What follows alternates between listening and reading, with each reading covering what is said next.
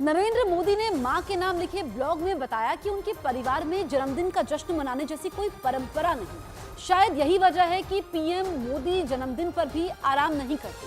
74वें जन्मदिन पर पीएम मोदी का शेड्यूल आम दिनों से भी व्यस्त है। मोदी का यही स्टाइल उन्हें दुनिया भर में मान दिलाता है। यूं ही नहीं, आज की तारीख में वर्ल्ड लीडर मोदी के हर फैसले पर महाशक्तियां मोहर लगाती हैं।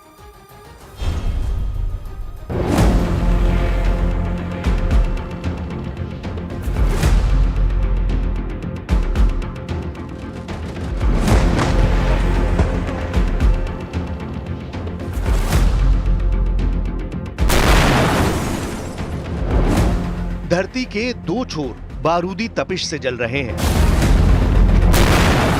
अंतहीन युद्ध की इस त्रासदी का अंत कैसे होगा? कौन करेगा? क्या वो महाशक्तियां जिन्होंने युद्ध को भड़काया कभी शांति की पहल करेंगी? युद्ध समझौते की तमाम कोशिशें क्यों कामयाब नहीं हो पाई? वजह तलाशने की जरूरत नहीं, सब शीशे की तरह साफ है। रूस यूक्रेन युद्ध की वजह नेटो है। अमेरिका से नजदीकियां बढ़ाने के लिए जेलेंस्की ने नेटो सदस्यता हासिल करनी चाहिए, जिससे बढ़ के प्रेसिडेंट पुतिन ने यूक्रेन पर हमला बोल दिया। इजराइल हमास की बारूदी अदावत को नई चिंगारी 7 अक्टूबर 2023 को नरसंहार से लगी, जिसके बाद दो खेमों में बटी महाशक्तियों ने युद्ध भड़काने का हर हथकंडा आजमा लिया। अमेरिका यूक्रेन के साथ है, पश्चिमी देश अमेरिका की बनाई लीक पर चलते हैं। इसी तरह इजराइल के पक्ष में अमेरिका खुलकर है, वहीं हमास के साथ मुस्लिम वर्ल्ड है। तुर्की जैसा ताकतवर देश है। ईरान समर्थित सभी फाइटर ग्रुप हमास के साथ युद्ध में जुटे हैं। ईरान का इजराइल से अघोषित युद्ध ही चल रहा है, तो फिर ये युद्ध रुकेंगे कैसे? सिर्फ एक ही रास्ता है, जो रास्ता भारत दिखा रहा है। दुनिया आपकी तरफ देखती है, भारत को हर जगह चाहती है। प्रधानमंत्री मोदी के पर्सनल रिलेशनशिप, चाहे वो पुतिन हो, चाहे बाइडन हो, चाहे और कोई लीडर हो दुनिया के, सबके साथ बड़े अमेजिंग रिलेशनशिप है। और उस रिलेशनशिप के चलते ही आज की डेट में डिप्लोमेसी जो है हाईएस्ट लेवल पे होती है। तो उसके चलते ही हम देख रहे हैं कि ये किस तरह की बड़ी बात है। तो मैं समझता हूँ कि विदेश नीति के पर्सपेक्टिव से भारत आज एक बहुत बड़े ऊँचे मुकाम पर है।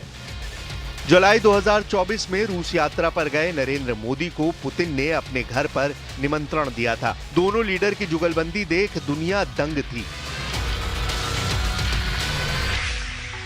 मैं जानता हूं कि आज का युग युद्ध का है नहीं, और हमने फोन पर भी कई बार आपसे इस विषय में बात की है कि डेमोक्रेसी और डिप्लोमेसी और डायलॉग, ये सारी बातें ऐसी हैं कि जो दुनिया को एक स्पर्श कर। रूस में जिस तरह मोदी को मान मिला, ठीक वैसा ही इस्तकबाल कीव में हुआ। 23 अगस्त 2024 को कीव में पीएम मोदी ने राष्ट्रपति वोलोदिमीर जेलेंस्की से मुलाकात की। यूक्रेन की आजादी के बाद नरेंद्र मोदी यूक्रेन यात्रा पर पहुंचे पहले भारतीय प्रधानमंत्री थे। युद्ध की मार झेल रहे यूक्रेन को पीएम मोदी ने भीष्म का तोहफा भेंट में दिया।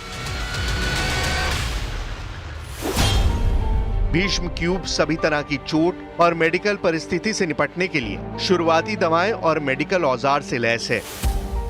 भीष्म क्यूब में बेसिक ऑपरेशन रूम के लिए जरूरी सर्जिकल औजार रहते हैं, जिससे 15 सर्जरी की जा सकती है। भीष्म क्यूब में जलने, फ्रैक्चर और खून बहने जैसी आपातकालीन हालात में 200 केस निपटाने की क्षमता है। कीव में भी पीएम मोदी ने यूक्रेन और रूस को शांति की राह पकड़ने की अपील की। पीएम मोदी की बातों का असर ये हुआ कि प्रेसिडेंट पुतिन को कहना पड़ा कि भारत की मध्यस्थता से युद्ध का अंत संभव है। Партнерам, которые, я считаю, искренне заинтересованы в решении всех вопросов, связанных с этим конфликтом, это прежде всего Китайская Народная Республика, Бразилия, Индия. Я постоянно в контакте с нашими коллегами по этому вопросу, и у меня нет сомнения в том, что руководители этих стран... हर आदमी ये चाहता है, चाहे मिडिल ईस्ट का वॉर हो, चाहे रशिया यूक्रेन का वॉर हो या दूसरे कोई और प्रॉब्लम्स हैं, कि सब लोग ये चाहते हैं कि भारत उसमें एक सक्रिय भूमिका निभाए और एक ट्रस्ट, भारत की जो कैपेबिलिटी है, इसकी बिनाइन पावर का है, एक प्रधानमंत्री के खुद के एक पर्सनालिटी में कहूँगा, और उनकी एक विजन है, उसमें काफ़ी लोगों का एक विश्वास है बाहर के देशों का। पीएम मोदी के इस पैगाम की दुनिया कायल है कि युद्ध में भारत कभी न्यूट्रल नहीं, भारत हमेशा शांति के पक्ष में डट कर खड़ा है।